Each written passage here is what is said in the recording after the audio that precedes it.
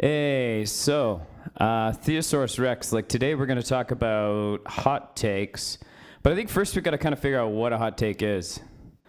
That would probably be a good idea. Yeah. Now, I think that they're like provocative opinions that are marked by their immediacy. Actually, I stole that from a clear lens, didn't I? I think you did. Here's a hot take. Nobody cares. Oh, okay, sorry. I'm Livwat, and you're listening to the Wax Museum. Conversations that need to be had.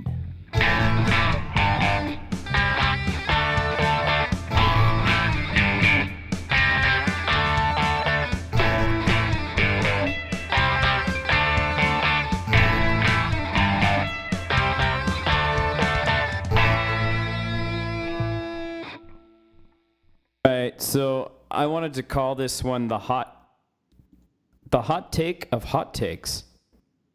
I dig it. Yeah. So basically, it's like provocative opinions marked by their immediacy, but I kind of want to add to that. I'm like, I think they are marked by intensity and lack of consideration of nuance on the issue. I definitely think that's part of it. Mm-hmm.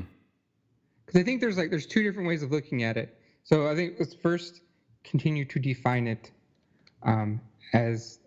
So sorry, going more along the lines of kind of your thought process with that. I think the lack of consideration of nuance is really big. That's part of that thing where you go, oh, well, chicken fillet, as an example, they changed the way their funding is done, and then people are like, oh, well now they've given up and sacrificed all their values. Yeah, man, they're not like, Christian anymore, because now you can't even do it. Now guess what? The fries have calories. You can't even because it used to be God's calories, and so it didn't count. Yeah, and now they do not see. Obesity is skyrocketing in America because of this. So I guess what I've been thinking, when I think about hot takes, it's like I think they're a cheap way to build your platform, and they're dangerous because gullible people take those people with platforms at their word. And that's what scares me about hot takes generally. Yeah. And so, I mean, when we talked about like Don Cherry and Jessica Allen in the last episode, those are people who have hot takes, and there's a bunch of people that just eat every word they say, right? They eat it. I agree. I don't know. They eat it. Chick-fil-A? I agree. Yes, and I think part of it, a lot of it's also like they're kind of the hot takes are really clickbaity in a way. I mean, even though it's not clickbait, but it's like a form of like that mindset where it's like, let me get these people to respond to this. And I think part of, especially in that type of thing, I think that's where you get a lot of trolls. Yeah. Because the trolls are like, so-and-so is a man, dude, and da-da-da-da, and people like argue about it. Or like people, uninformed, ignorant people will say Greedo shot first just to get a rise out of other people and so to bring attention to themselves. Right. And to help build their things. Oh, and then like there's we can get political. Okay. Yeah. So I gotta make sure which show I'm on. Wow, it's so crazy. I know, it's so confusing. We've just been doing alternating between shows. So where am I? What is this? Oh, by the way, I'm the Theosaurus Rex. Yes. Just FYI. Yes, you are. So like The Mandalorian came out and it's great and everything. And so but there's someone named Anita Sarkeesian, and so she had a quote unquote hot take that there wasn't a single female in the entire first episode. That wasn't true. But what happened is she went in there and was like, oh look, I went to bed and now I've gotten like 5,000 people who have commented on it saying that I'm a terrible person. Look at how this proves that I'm a good person instead. And then you've got that on the left, and then on the right side you've got the people. I love Ben Shapiro in many, many ways, but oftentimes like him or Matt Walsh or whoever will have quote unquote hot takes. And then you go in there and you read it and it's like, okay, yes, facts don't care about your feelings, but what you're saying isn't necessarily a fact. It's more of an opinion or your interpretation of this fact. Yes. So, and that's kind of a hot take in that sense as well. Oh, totally. Well, and I think that's a lot of this too, is that people are like, what are you calling facts? And it's like, well, I've got the truth on my side. And it's like, are you sure? Because you're kind of being an idiot right now. And you're being a jerk about this. and you may not have all your facts straight. Like people, like I think the big thing with hot takes is the confidence with which people say things. I think that's huge. It is. And so like it was kind of interesting even with the Jessica Allen thing where she's like, it's been my experience that, and then she'd say it. Right. You know, whereas like Don Cherry was like, you people, you come, and you know, and I was like, there's a little bit of a difference in language there too. I think they were both hot takes, but it was a bit of a difference in language. And so, but I know there's lots of examples of hot takes, like even on Twitter and people going back and forth about all these issues that keep coming up in the news, right? And I know, you know, we talk about John Christ and that situation. It's like, yeah, I'm glad he canceled his tour dates and all this stuff, right? And I don't know. It's kind of interesting. I had a friend who was mauled by a bear, and he died, and there were like all these people commenting on his news story, and they said, well, like they decided not to put the bear down because the bear was just defending her cub. And there's all these people that commented under it, and they're like, oh, yeah, no, they did the right thing. But there's like the family of the guy that died that's looking at this, and they're like, I mean, we agree that they did the right thing, but like, who are you to say that? And it's just interesting how like when you shift perspective, all of a sudden it's like, you know, a lot of people who think their opinions matter are kind of overrating their opinions. Right. I think that would, sorry, excuse me. I think part of that is it's not necessarily that they think their opinions matter. It's like maybe, I don't know, because I think then you could go to the extreme of it is like, why do any of us talk about anything? You know, why are we taking the time to do this podcast? Like, what does that really matter? Like, do our opinions really matter? And I think that a lot of times, so I think it kind of depends on how highly, you know, I'm not saying, oh, well, I'm the Theosaurus Rex, so why don't you get up out of my mentions, right? I think it kind of goes like what we were talking about in ADD Masterminds last time about arrogance in terms of things, and I think hot takes mixed with arrogance is really bad. Yeah. And I think that's where a lot of the stuff. And so I think if you're trolling, if you're purposely saying something to get a rise out of other people, that's bad. If you are just spouting off to, like, you know, as a form of clickbait, I think that's bad. And then I also think if you're saying something inflammatory just because you think that you're better than somebody else or whatever the case is, then and it's not done in love per se, then I think that's bad. But I also think that there are good hot takes. And so that would be like what I call the Theosaurus hot take, which is something that could be inflammatory, unpopular, or against traditional thought, but is considered to be true by the speaker. Example is facts don't care about your feelings. Like, it doesn't matter what you feel about this. This is the way the truth is.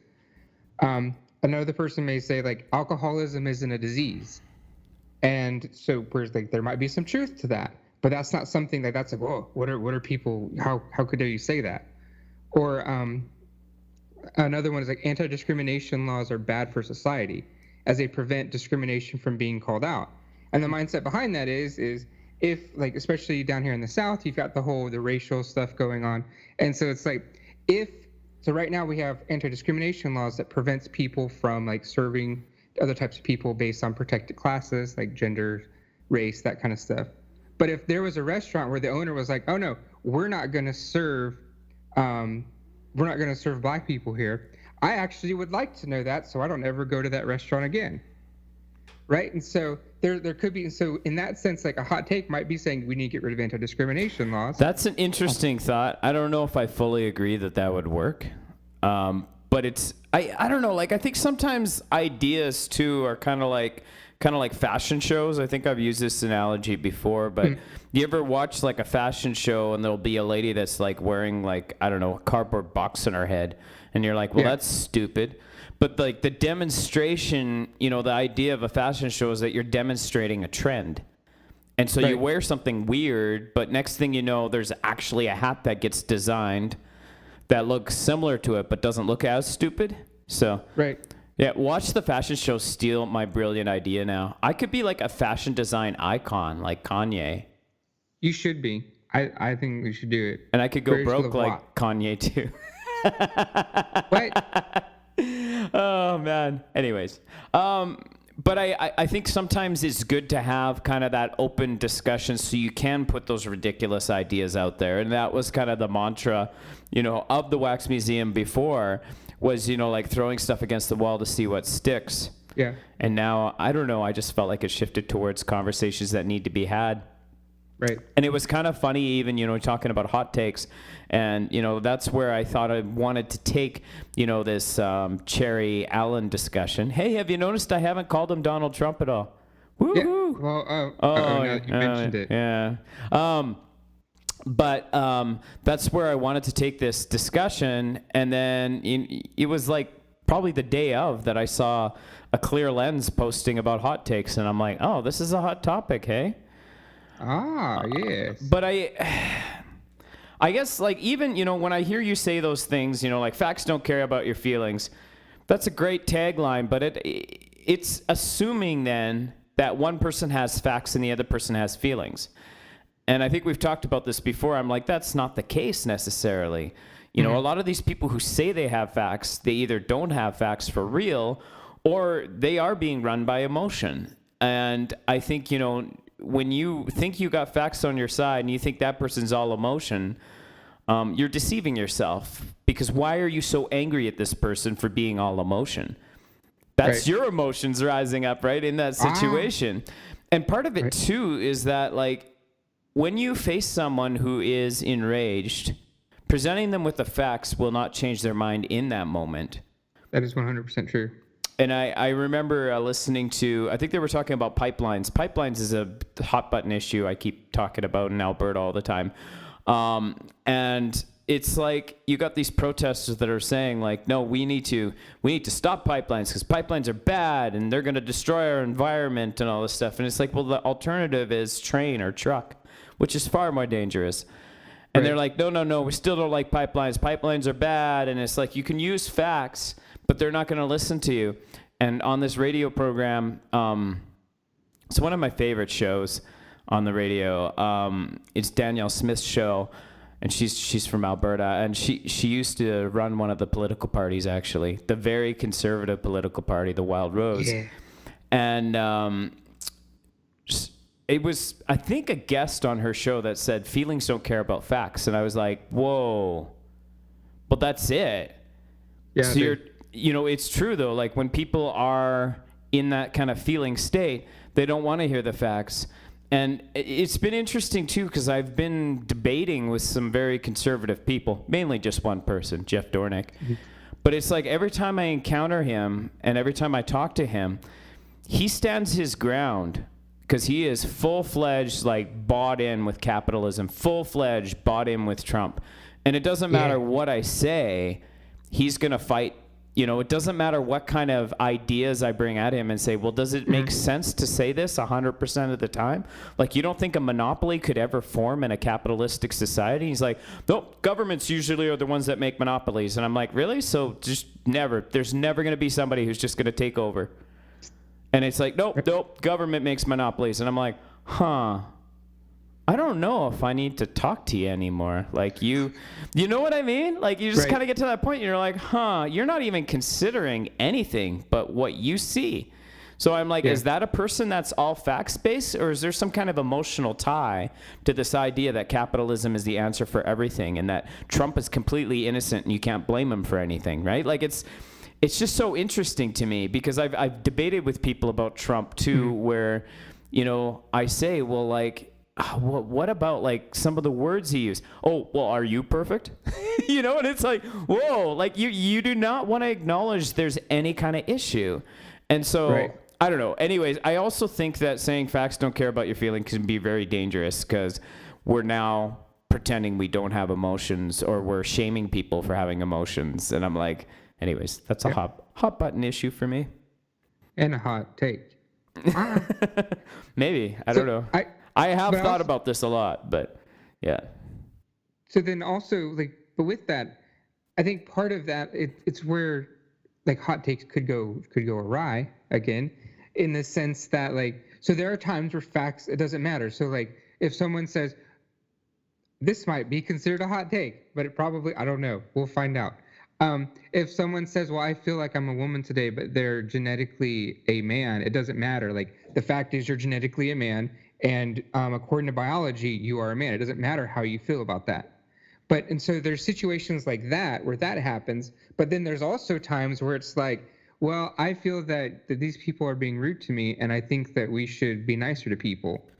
And then someone comes in and says, oh, facts don't care about your feelings. I can treat you however I want. I don't think that doesn't even matter. Like, I don't think, like, even if you talk about gender and it's like you got someone who like stands in the mirror and looks at their body and they're like, I'm in the wrong body.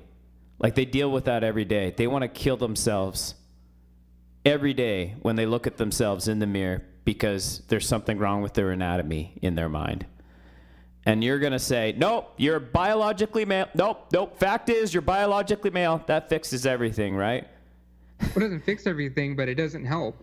Going the opposite way doesn't help them. And there's statistically, after changes are made, then people are more likely to commit suicide. And so, but I just say that in the sense that like the fact is that biologically they're always they're going to be that, and so then it gets into the mental aspect, almost like nature versus nurture. I don't know what the success rate is with gender reassignment surgery, and I'd like to think that if I was in that situation, I would figure out a way to deal with my body as is, because like the idea of surgery scares the crap out of me. Like I'd hate to do surgery.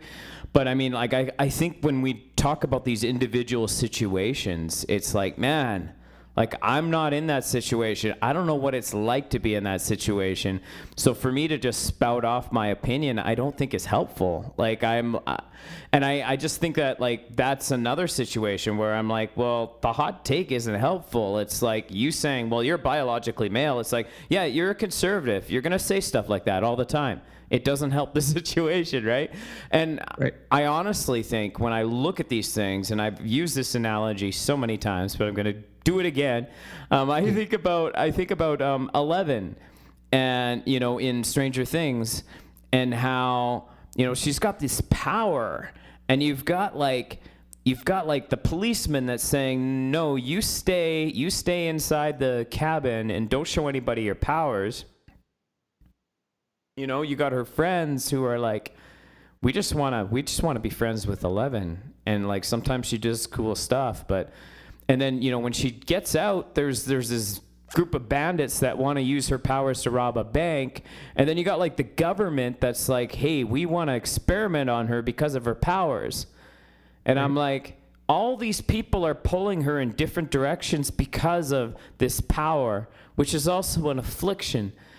Yeah. And I'm looking at that and I'm like, okay, so what if that's a lot of these situations that we debate theoretically, where we're just like, oh, well, you get the surgery or you don't get the surgery, or you marry somebody or you don't marry somebody. And all these things are so theoretical for us, kind of people that like don't deal with that stuff every day. And we all have opinions on what we should do, and whether it's like I am a woke individual, therefore I'm going to try to encourage you to do the most, like progressive thing with your affliction. Mm-hmm. Whereas if you're a conservative, you're like, no, hide it, don't be it. And I'm just like, right. What if we all just kind of backed off of that person right now and let nature take its course? Because I feel like with a lot of this stuff, especially when we talk about like little children, it's like rushing it, and mm-hmm. like I feel like you got a little boy that plays with dolls, and I remember when I was that age, if I ever played with dolls, there'd be like a kid my age, a dad would be like, what are you, a girl? Right? Yeah. In such a negative way. And then like today, you've got progressive parents that are like, what? Are you a girl? Like they're saying the same thing, but with a different tone. And right. I think both are just as damaging. Like let them figure it out. Like to figure out what masculinity is. I think that we live in a society that has made such stereotypes of gender, and it's like this is what a man is, this is what a woman is, and it's like no wonder our children are confused, because it's like, well, to be a girl I got to be all these things, and to be a guy I got to be all these things, and I'm like, I wonder how much of our gender issues would be eliminated if we stop saying, this is what a guy looks like, this is what a girl looks like. I'm like, you rock whatever masculinity or whatever femininity you've got. Like, don't worry about what people say you should be. Like, you'll figure it out. Like, I think a lot of these things would be solved if we stopped getting so ideological about them. Anyways.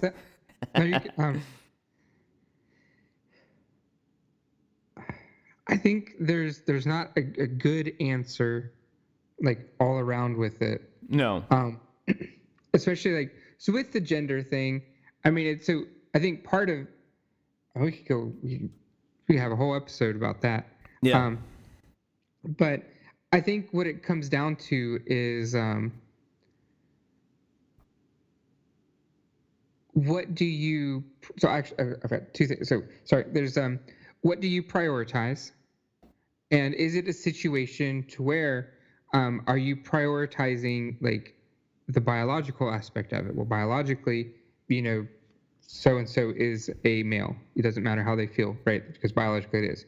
Or do you want to throw in and allow, take place, like, for chemicals and other, I mean, that's part of biology, but it's more like, I guess you could say more physiological, physiological, and like how, and so so that goes into, then that kind of leads into the whole thing with, like, when talking about, you mentioned Jeff, or you'd say you have a girl who's with an abusive, like, person, or someone with an abusive spouse, and you go in there and you can say, hey, don't you realize that this person is beating you, and that's not correct, or they're being abusive, and they're like, no, it's okay, I only, whatever the case is. And I think part of that comes into is what's more important to you.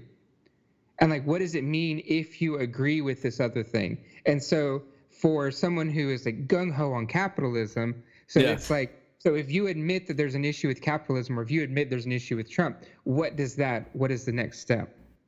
And especially for people who argue in the sense of, so going with Jeff in the instance, he loves kind of the reductio ad absurdum type thing, where you take someone you keep inching them closer to the point that you want. You keep poking holes in a little bit of arguments.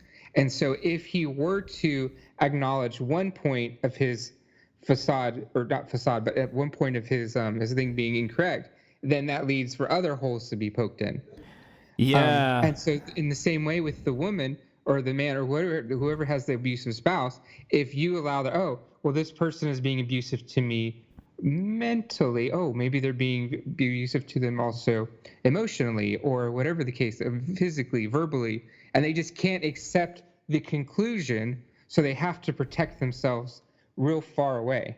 And so, like, one of the things with my hot takes, I'll go in there and I'll say something, and part of it's hey, I'm going to say this, and I'm going to say this confidently, because as of now, this is what I've concluded to be true. Right. And then please disagree with me, so that we can go in there, so I can reevaluate this. Because I believe if I get my strongest argument, and then someone comes in and they have their strongest argument, then we can bash it together, see what survives, and hopefully come closer to what the actual truth is. Which sounds like a fun experiment. How does that go for you? It's one of the reasons why the Theosaurus Rex exists, because I have alienated a lot of friends who are not as accepting of different viewpoints. Yeah. And I like understanding different viewpoints. I guess it gets frustrating for me when I feel like people aren't budging at all on anything. Yeah. And I think that's something I really like about having you on the show, is like we're able to go back and forth, and I don't feel like you're not hearing me. For sure. Right? But I know, like, a lot of these, like, online discussions do feel that way. And so I guess, when I think about hot takes, like, I feel like I think it's good to spar sometimes. But I also think that there is a calling on Christians to be measured in our speech. And the Bible really talks a lot about, the tongue. And so I look at that, I'm like, so what are we doing with our speech, in these situations? And I think that's a big part too of the discussion I was having, because Franklin Graham came up on Twitter today, and I was just like, the dude is sold out. I mean, it's a really intense thing. That's a hot take, right?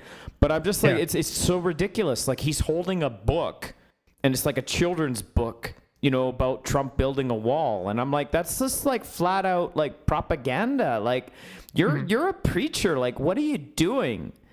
And the question was like, well, why can't he voice his opinion? And I'm like, here's the problem though. Like, and I got a big beef with, this, when it comes to, celebrities and pastors, because they have hordes of people that just follow them mindlessly and will just do whatever they say. And I'm like, man, like, if you're going to vote for Trump, yeah, whatever, who cares? But don't go around like singing his praises, especially, when you consider there are some things that he represents that are not Christian values. And like, I think part of it too is like, it may just be perception. And that's what we ended up arguing with, like, for quite a while here on Twitter, was like, well, is that true? Is it true about them separating the children from I don't know. I just know that a pastor aligning with him looks bad.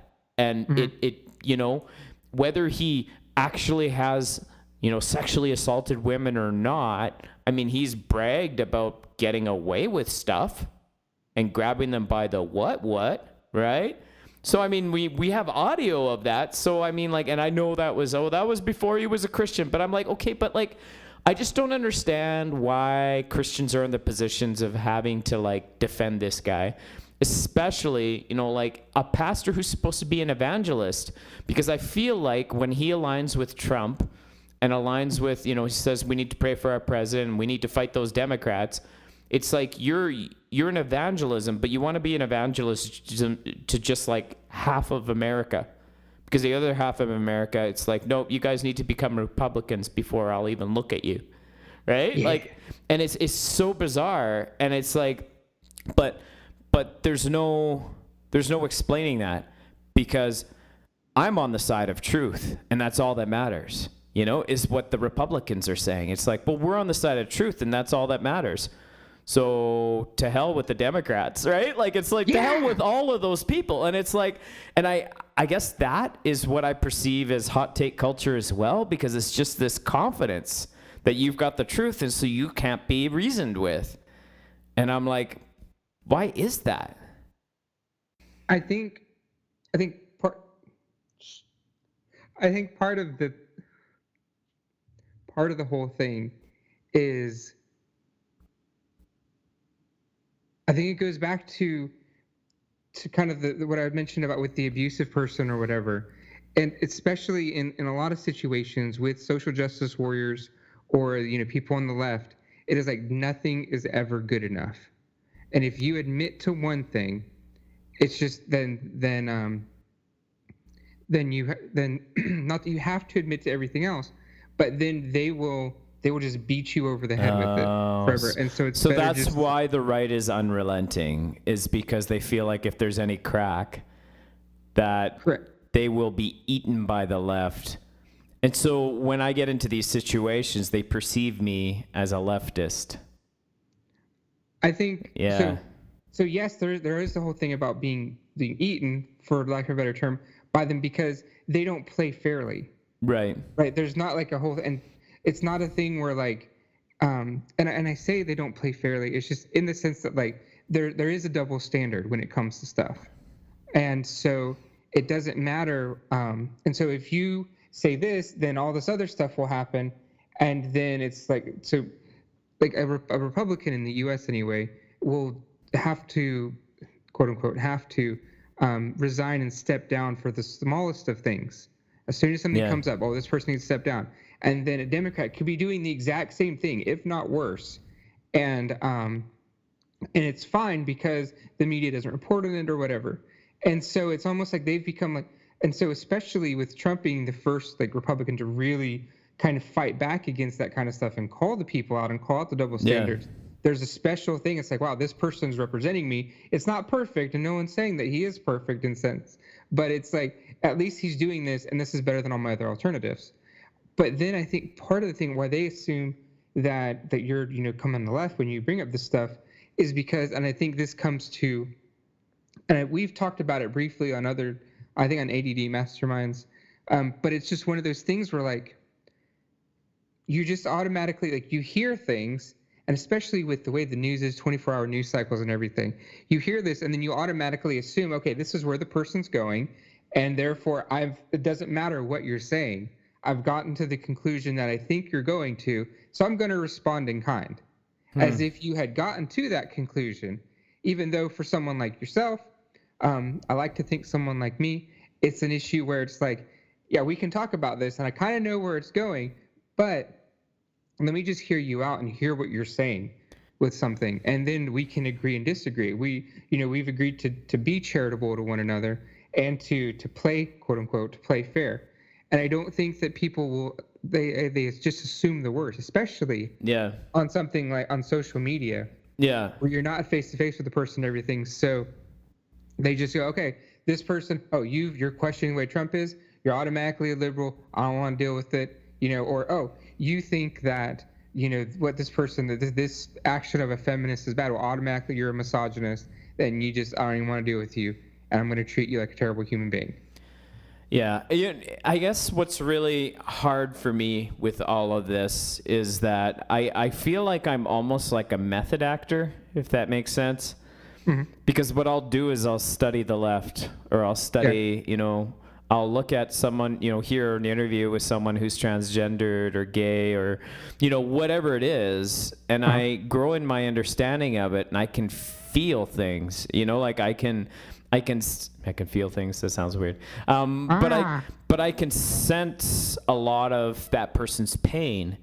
And so that's what drives me to I'm like, wow, no, you guys don't understand. Like, this person is devastated right now. And what you're saying is not going to help the situation. Yeah. And so I feel like out of anybody I know, I do this way more. Mm-hmm. And so when I'm talking about something and I'm like saying, no, you don't understand. These people are going through this right now. People are like, well, I don't care. And I'm like, I don't understand why you don't care. Like, that's because their brain's not ready to go there, right? Like, they're too busy fighting. And I feel like a lot of this is the way of the sword and not the way of the cross. Mm-hmm. And I think there's something really messed up about our Christianity, like if we're going to call it Christianity, when we're more concerned about scoring points against the other side than we are about actually loving our enemies. And right. I made a tweet today, which was very tongue-in-cheek. And I said, when Jesus said, blessed are the peacemakers, he wasn't talking about politics or war. He was talking about something else, right? Mm-hmm. And it's like, I feel like, if there's anything, where Jesus is talking about blessed are the peacemakers, you think our political dialogue would be the place for us to do that in, our divided state. Right. And it seems like there is a good group of Christians that have no interest in that because they think that somehow by being the moral majority, we're going to turn this country back to 1950 when everything was perfect. And it's like, everything was not perfect in 1950. And yeah, there are some things that have slid. There are some values, some family values that have slid. We don't have the value of the nuclear family, which in some ways was kind of a farce back then. It was fake, and people pretended they had a nuclear family.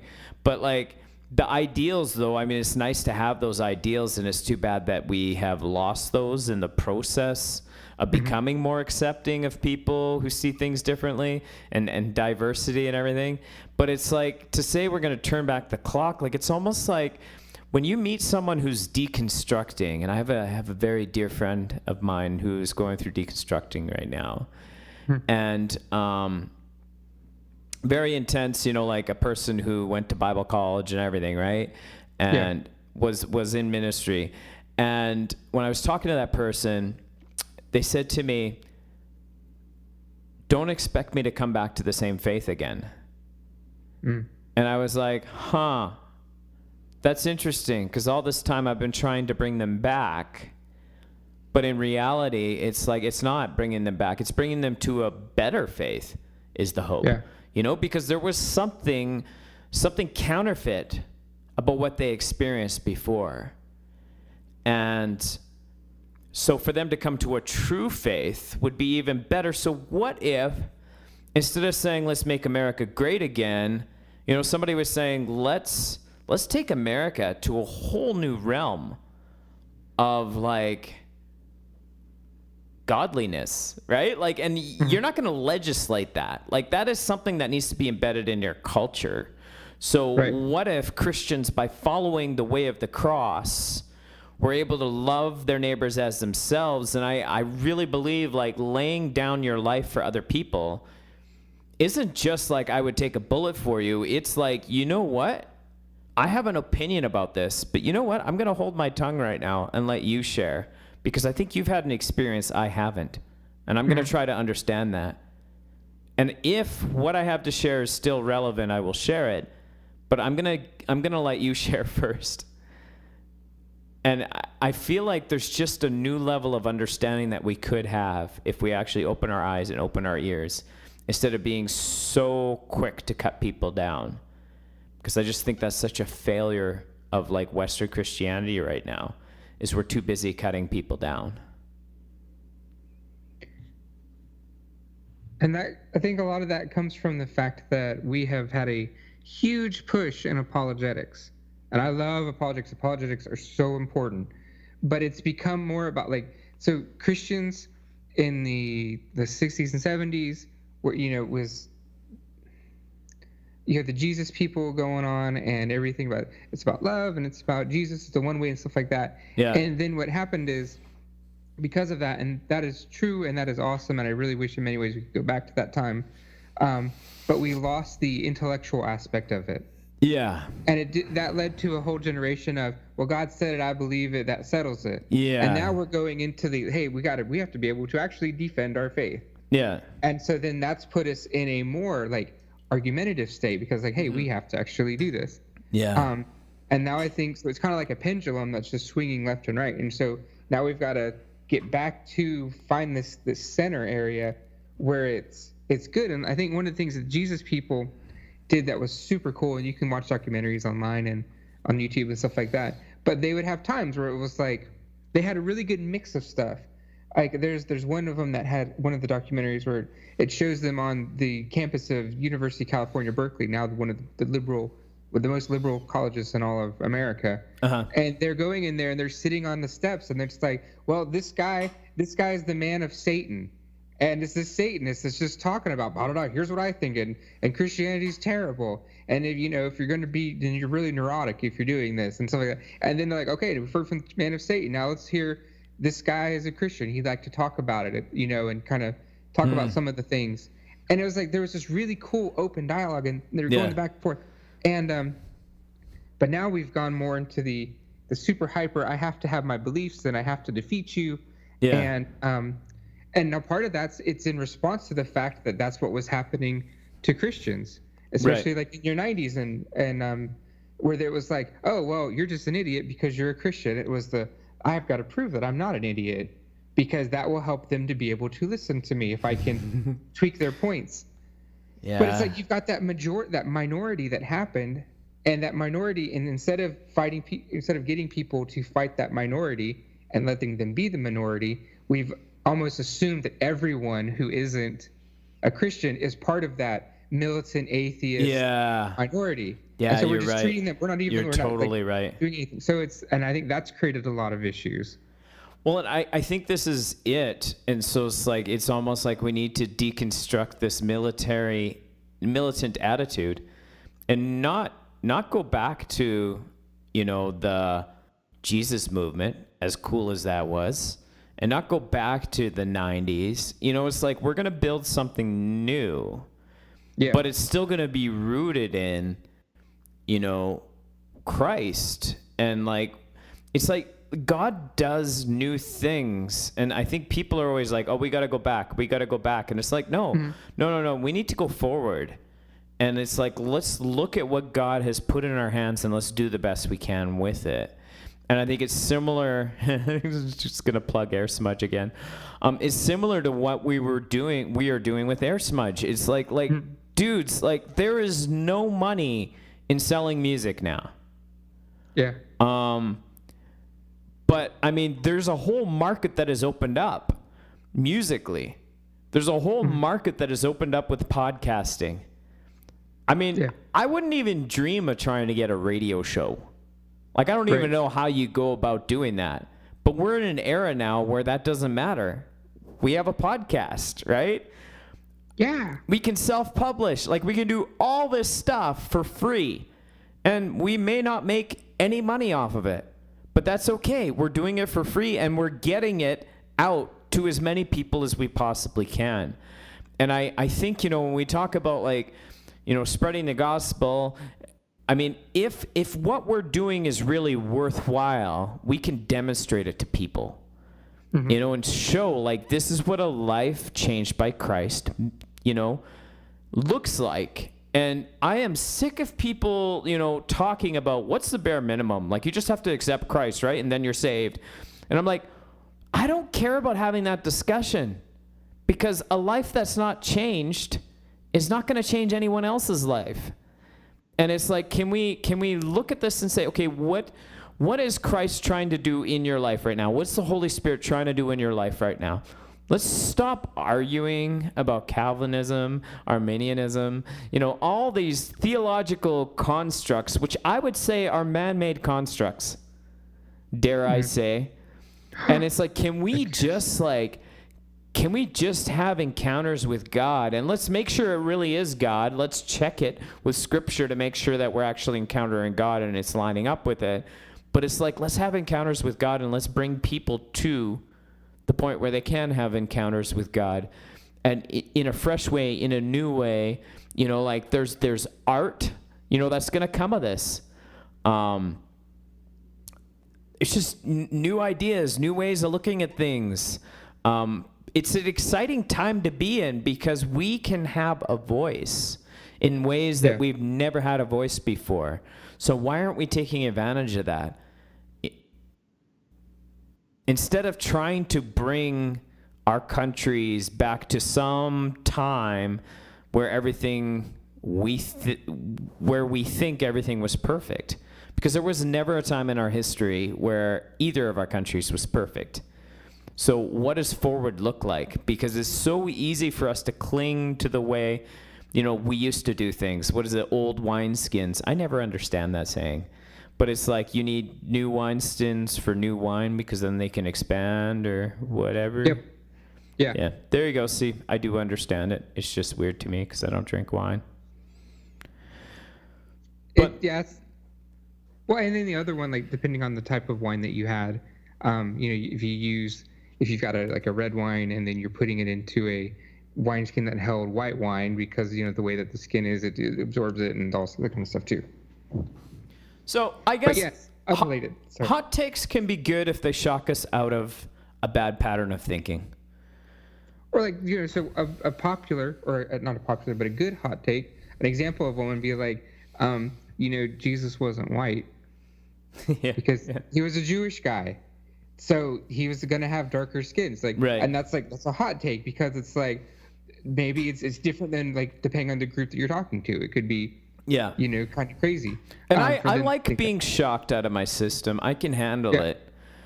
The bad kind of hot take is where it's ill-informed and where you have gullible people buying into an ill-informed opinion because someone said it with confidence. I think that summarizes it, doesn't it?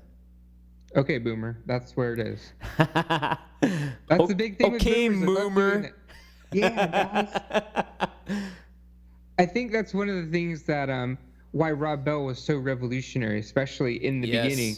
Yes. Is because he was saying stuff and it was like, hey guys, by the way, Jesus was Jewish, and some of these Jewish because he was a practicing Jew, and like we just completed, what he did, completed what God set forth back in the day. It gave new relevance to the Old Testament. Yeah. And then so like, and it's like for me that was the big thing. It's like, wow, the Old Testament's cool. Old Testament's cool. And then it was like, let's learn like Jesus went there not just for Passover, because I kind of been familiar with that, but like what was it like when he was, he was at this one festival, and it was like, oh, what was that? Oh, that's really cool. Wow, and he was celebrating Yom Kippur like during this time. Why did they do that? Oh, what Rosh Hashanah? They celebrate what God did in the past, because if God never changes, then what he did in the past, we can trust him to do in the future. Let's thank him for what he's going to do in the future for us. And like that's really cool. And that's really relevant to us as what Christians. is that? That term is iconoclast, isn't it? The person. Maybe. So basically, it's a person that tears down idols. Like iconoclast is somebody who comes in and just like revolutionize the way people think. Yeah.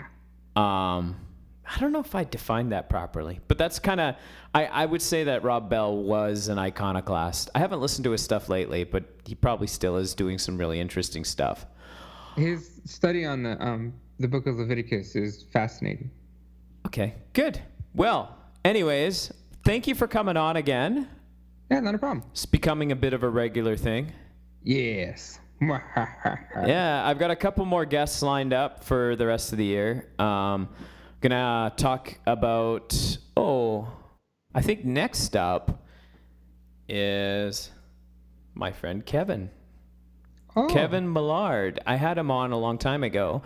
We talked about fundamentalism and the fear of empathy. It's probably one of the best series we've ever done. And I think we're going to be talking about creativity and mental health, I think. Something along those lines. And then the week after that, I'm going to have Jimmy Humphrey over, and we're going to talk about near-death experiences, which I always recommend to everyone. And here's the best part. So, and tell me if you disagree, but I think this is pretty accurate. If the people listening now love the Theosaurus Rex, then they're going to love these other guys coming on, because these other people are much better than me. However, if they hate me so much, that's even better, because these other guys are so much better than me. So, buddy, come on now. Listen, it's going to be great. It is going to be great. I love all of you guys. It's great to have you guys on my show. You're my friends. I like having you on my show. And guys, follow Air Smudge on Twitter. I'm going to try to keep kind of retweeting everybody's stuff on Air Smudge. So if you want kind of a central hub for what's happening in Air Smudge's world, that'll be the Twitter account. Yes, and just a quick recap of it. Basically what it is everybody has some sort of a talent and some sort of gifting that they're really good at. Yeah. And it's like, hey, so if John is, or if one person is really good at making music and another person's good at marketing, well, the person who's good at marketing may not be good at making music. Yeah, exactly. So let's help them out. And so then one person will help them market, the other person will make the music, and we can all work together, use all of our strengths and abilities to be able to do stuff. And that's the cool part of it. And we do it for free, and we're helping one another out. And that's what makes Air Smudge a really cool initiative. Because it's so much fun. We're all trying to do stuff. And that's so definitely follow us at Air Smudge. And then, of course, you can check out the hashtag if you want to find out what everyone kind of affiliated with it is doing. And you don't have to agree with me. I'm not going to eat you just because I'm a dinosaur, right? We got this down. So we're pretty cool about that. So definitely check us out. If you want to help or be helped, drop us a message, and it'll be really cool. And it is so much fun to work on other people's projects. I cannot emphasize that enough. Yes. I created one of my favorite pieces of music for Kevin's podcast, which will be coming out. I'm not sure when he's going to actually release his first episode, but the theme song's a lot of fun. So, yay! Yeah. It'll be cool. You can follow me on Twitter at St. Theosaurus Rex. So St. Theosaurus Rex. And how can we follow you on Twitter? At Bridge Livwat. BridgeLivwat. Yes, I spelled it. Woo! Later, everybody. Adios. Air smudge. Cancel culture is something that exists in America as a pop culture phenomenon. And I believe it is something that also exists in the church. Somebody messes up, somebody gets called out, and somebody goes bye-bye. In the most recent episode of jimmystable.com, I invite you to listen to this conversation I'm having about cancel culture as it relates to pastoral ministry. Check it out, jimmystable.com/listen, where you can listen to episode 36, where I talk about pastors getting canceled. And now, a random clip from ADD Masterminds.